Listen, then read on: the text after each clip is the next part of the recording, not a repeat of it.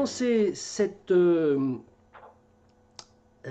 réunion en rappelant quelles étaient nos données, les données sur lesquelles on se basait pour parler de la croissance. Simplement un petit rappel de 5 minutes pour montrer les courbes qui sont signifiantes de la croissance. Alors, voilà. Alors, ça, c'est la courbe de la consommation de ressources naturelles finies. Parce qu'on avait dit que le PIB était un indicateur de la croissance, qui était l'indicateur officiel de la croissance. Et Roegen nous a également rappelé, je pense qu'on a vu ce passage-là la semaine dernière, qu'il fallait, plutôt que le PIB, il fallait regarder quel était le taux de prédation des ressources naturelles finies. Des courbes, ce n'est pas moi qui les ai inventées, disons que je les ai piquées à Jean Covici. Hein. Alors, c'est l'évolution depuis la révolution néolithique, c'est-à-dire moins 10 000 ans avant Jésus-Christ, de la consommation de ressources naturelles finies, c'est-à-dire de la quantité annuelle de prédation en milliards de tonnes de toutes les ressources naturelles finies comprises dans l'écorce terrestre, aussi bien ressources naturelles énergétiques que ressources naturelles minérales, ce que les Américains nomment DMC, Domestic Material Consumption, et ce que nous, on va appeler RNF, ressources naturelles finies. Donc, moins 10 000 ans avant Jésus-Christ, c'est la sédentarisation des hommes, c'est ce qu'on appelle le début de la révolution néolithique. On estime que la consommation de ressources naturelles finies est égale à 0.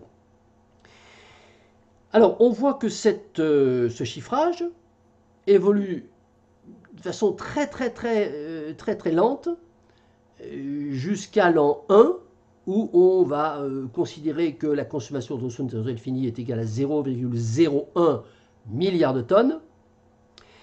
Et puis on a une petite augmentation, mais toujours extrêmement peu sensible, jusqu'à l'année 1850. Alors évidemment, ce sont des grandes lignes, hein, qui est désigné comme étant conventionnellement le début de la révolution industrielle.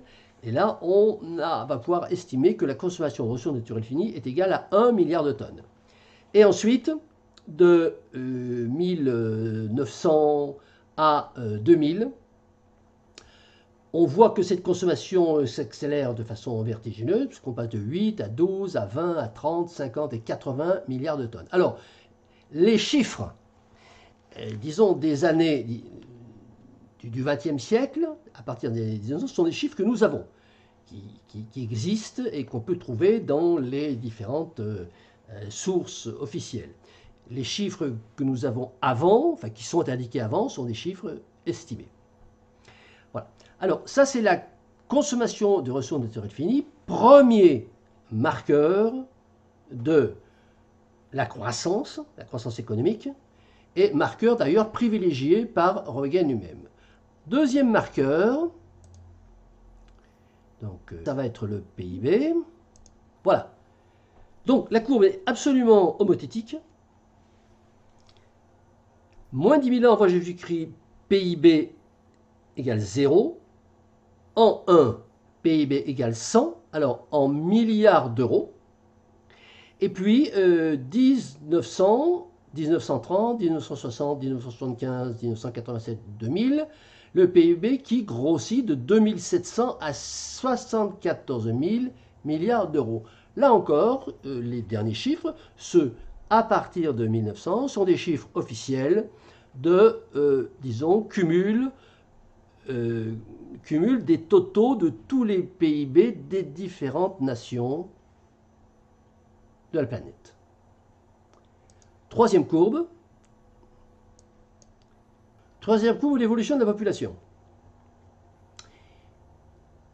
Homothétie parfaite, 5 millions d'Homo sapiens en moins 10 000 avant Jésus-Christ, 250 millions à l'an 1, 1 milliard en 1900, 2 milliards en 1930, 3 milliards en 1960, 4 milliards en 1975, 5 milliards en 1987, 6 milliards en 2000 et puis 7 milliards en 2020. Voilà. Voilà de quoi nous parlons lorsque nous parlons de la croissance, c'est-à-dire que nous parlons de la prédation des ressources naturelles finies qui s'établit selon la courbe que je vous ai montrée. Nous parlons du chiffrage de la totalité des biens et services produits avec les chiffres que je vous citais. Et puis, disons, conséquences, alors externalité négative ou positive, comme on veut, de la population avec les chiffres qui viennent d'être cités. Voilà. Bon, c'est simplement un rappel.